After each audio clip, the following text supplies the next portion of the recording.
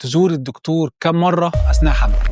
أول ما عرفت إنك حامل وألف مبروك بدأت رحلتنا معاكي، وبالمناسبة هي هتكون أحسن رحلة ليكي وتجيلنا في زيارات محددة بأوقات معينة، ولازم جدا تتابعي وتهتمي بمواعيد زياراتك وما تكسليش ولا تهملي، وأنا هقولك في الفيديو ده أهم أوقات لزياراتك في الحمل. الحمل بتاعك بيحتاج متابعة دقيقة ويستمر طول التسع شهور بتوعك، بس إمتى الأيام المحددة والشهور المحددة اللي محتاجة فيها تزور الدكتور بتاعك؟ في بعض الدول أول زيارة للحامل بتكون في الشهر الرابع، في بعض الدول التانية بننصح بأول زيارة بتكون بعد الأسبوع السادس من الحمل، وهنتابع زياراتنا بعد كده كل 4 ل6 أسابيع لحد أسبوع ال 24. من شهرنا الثامن بنيجي كل أسبوعين لحد ما نوصل ل 36 أسبوع اللي هو أول التاسع.